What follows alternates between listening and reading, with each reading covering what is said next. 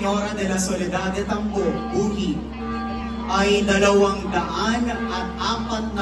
taon na po ang edad na pinararangalan sa Tambo, Buhi, Camarines Sur.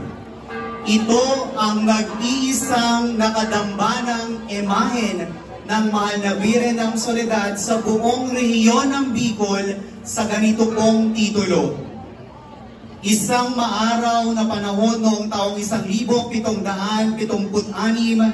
isang tagapangasiwa na nagngangalang Mario Bagacumba sa Huruan Albay, na noon ay bahagi ng bayan ng Buhi, ang nanguha ng puno ng kalpe para gawing panggatong. Matapos ang ilang araw ng pagpapatuyo sa ilalim ng araw, ang puno at ang mga dahon nito ay naiulat na nananatiling sariwa. Ipinaabot ng tagapangasiwa ang pangyayaring ito kay Don Silverio Arcilla, na siya namang nagkwento sa Cura Paroko. Nang walang gaanong pag-aalinlangan, ang praile ay nag-utos para sa pag-uukit ng kahoy na mga imahe ng santo.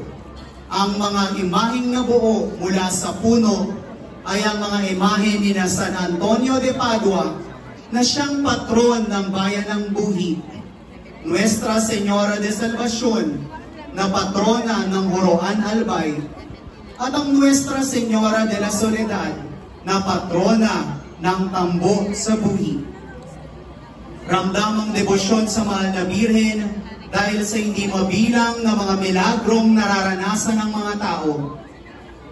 Sa darating pong ika-8 ng Disyembre sa taong ito, ang banal at mapaghimalang larawan at imahen ng Nuestra Señora de la Soledad de Tambo, Buhi, ay tatanggap ng karangalan ng Koronasyong Episkopal at pagtataas ng parokya ng mahal na Birhen ng Soledad bilang Arcdiocesanong Dambana at parokya ng Nuestra Señora de la Soledad de Tambo, Buhi, Camarines Sur. Muli po sa bayan ng Caviteño, ating pong ipahayag ang ating pasasalamat